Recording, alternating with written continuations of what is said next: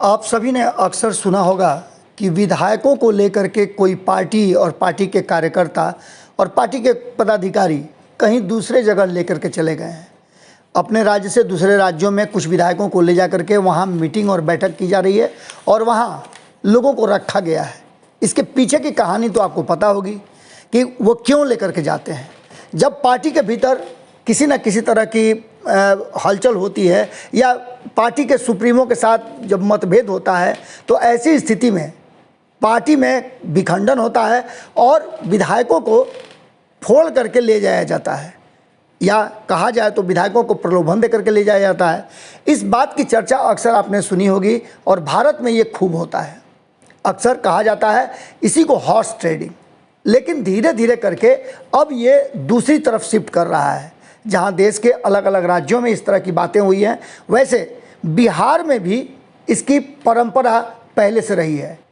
आप सभी को याद होगा 2005 में जब लालू प्रसाद और नीतीश कुमार एक साथ नहीं हुआ करते थे और नीतीश कुमार ने मुख्यमंत्री पद की शपथ लेने की कोशिश की थी। उससे पहले जब 2000 में ये बात सामने आई थी और नीतीश कुमार ने मुख्यमंत्री का शपथ भी ले लिया था, लेकिन 13 दिन के अंदर में ही उन्हें मुख्यमंत्री की कुर्सी छोड़नी पड़ी थी, क्योंकि जो विधायक थे वो सारे विधायक पटना के एक नामी होटल में कहीं ना कहीं नज़रबंद कर लिए गए थे और ऐसी स्थिति में नीतीश कुमार की संख्या पूरी नहीं हुई थी और उन्हें इस्तीफा देना पड़ा था।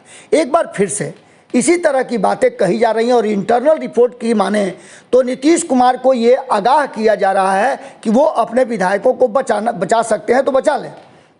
इसके पीछे की बात हम आपको बताते हैं।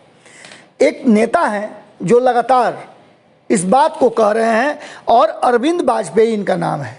अरविंद वाजपेयी अपने ट्विटर हैंडल से इस बात को लिखते हैं कि नीतीश कुमार जी संभाल सकते हैं तो अपने विधायकों को संभाल लीजिए और जो आपके कभी सबसे करीबी रहे हैं उन पर नज़र बनाए रहिए, क्योंकि आपके विधायकों को लेकर के फुर्र होने की पूरी तैयारी हो चुकी है।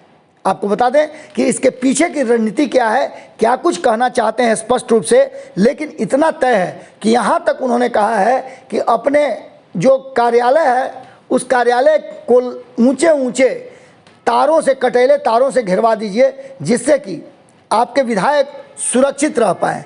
अब इन सारी बातों को लेकर के जहाँ एक तरफ नीतीश कुमार के इंटरनल रिपोर्ट में ये बातें सामने आ रही हैं, वहीं जब इसकी चर्चा भी राजनीतिक गलियारे में होने लगे तो निश्चित रूप से मामला गंभीर है और ऐसी स्थिति में नीतीश कुमार की चिंताएं बढ़नी भी लाजमी है। आपको बता दें कि ये मामला लगातार चल रहा है और विधायकों में भगदड़ को लेकर नीतीश कुमार को जो खुफिया एजेंसी मिली है उसमें जदयू के भीतर हाई अलर्ट घोषित कर दिया गया है।